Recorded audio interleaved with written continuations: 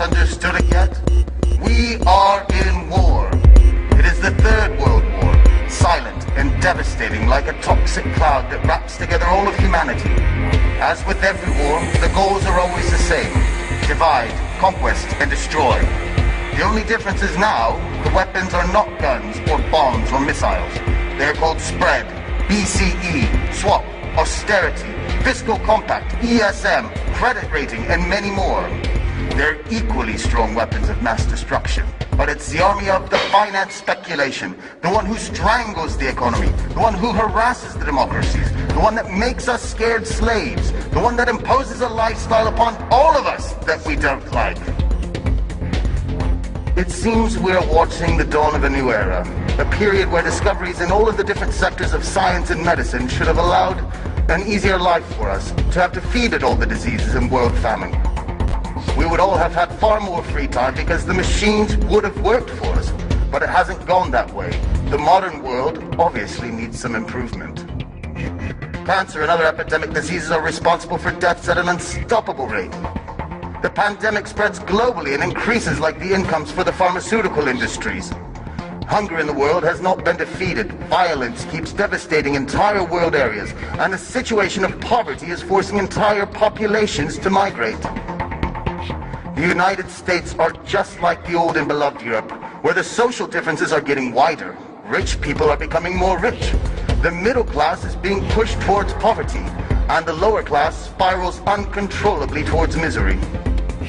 America is still under the crisis path of subprime mortgages that definitely undermines the last bit of security in people, and instead has generated a negative domino reaction overseas. On the other side, the European side, the EU states themselves are so strangled by debt balance sheets that a big part of the state income is destined to pay just the interest without any possibility to reduce the debt itself. America and Europe should have been the ones supported by the rest of the world. Instead, they have been crushed by the most powerful financial crisis in history, which has brought social and cultural implications still to be fully understood. Are we so sure that the American and European situation had different origins as the media wants us to believe? Or instead, are they just two faces on the same coin? Maybe it's the final attack for the world supremacy from an entity that doesn't have a flag or state or affinity. The New World Order, the one of finance, which has slowly taken control, taken it away from the politician, which has in turn become a slave to the system. Nobody tries to raise their voice. No single representative of the sovereign population dares to speak up. But I will. We have to reclaim the power, to snatch it away from the powers of finance, the finance that magically creates money from nowhere. We must instead give it back to the citizens of the economy in the name of prosperity, wealth, and freedom. No political leader will ever say that money is being printed in a private institution. However, the European Central Bank is private, and the American Federal Reserve is private. And yet, the banks flutter on nothing. You must know that if tomorrow all the owners of bank accounts and other deposits should arrive in the bank to take away their cash, only the first 3% could be satisfied before finishing the cash money. Don't believe me? Have a look at what Cyprus is facing now. More countries are destined to follow. Maurice Allais, winner of the Nobel Prize for Economics, wrote in 1999, "The actual money creation from nowhere, operated by the bank system, is identical to the creation of money by forgers. The results are basically the same. The only difference is who gets the profit of it." More than 80 years ago, Bertolt Brecht wrote in Santa Giovanna di Mascelli that it was more criminal to establish a bank and then rob it. Aha! Now there's a true prophet.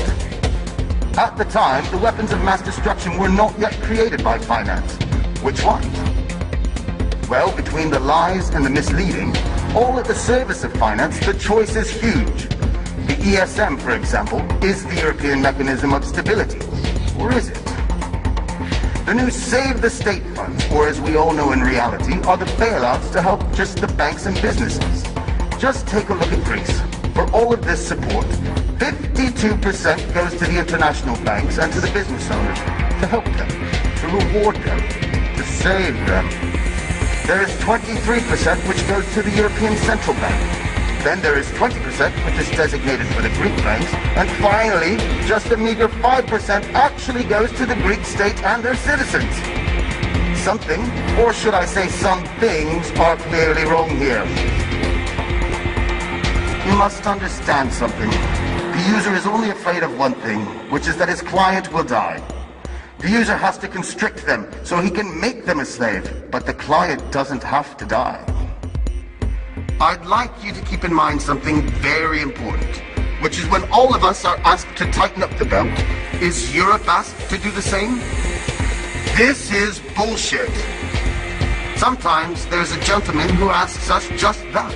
Mr. Van Rompuy, President of the European Council, elected by governments and not by the citizens. This person has been called out publicly by a British deputy in 2010 as being, quote, expert, capable, and dangerous, the silent killer of European democracy and European nations. No. He is wrong. He is just another slave of finance. A slave of the big banks, of Goldman Sachs, One for All, the big names, Bilderberg, Aspen, Trilateral, and these names, these conspirators, they all want us to believe that it's a lie. Conspiracies, as they call it, but instead it's all true. We are familiar with one of the big, powerful people in the world. 50 years ago, in 1963, President Kennedy signed the 1110 Act, where he took away the exclusivity from the Federal Reserve and gave the Treasury Department the faculty to print money. This was a big strike to overpower the Fed, which, by the way, is a private bank, and also the banking system. It was June 4th, 1963, and less than 6 months later, President Kennedy was killed. Coincidence? Obviously. You must realize that changing politics is simply not enough. Even swapping out the old castes in the current parliament won't work. The real revolution is an internal act. It is in our conscious, and it is based on changing our mental perception, to pass our egocentrism, and to acknowledge what is the final goal in our society. Not the profit for a few, but a wealth for all. You, just tell me, are you happy?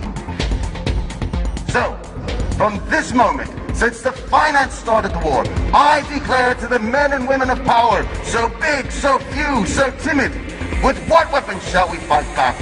With the power of information, with communication and the sharing of my knowledge, with all of the people in the world rising up as one voice.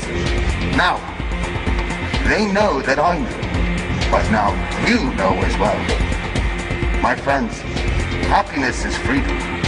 Freedom is still in the distance, but the choice has been made.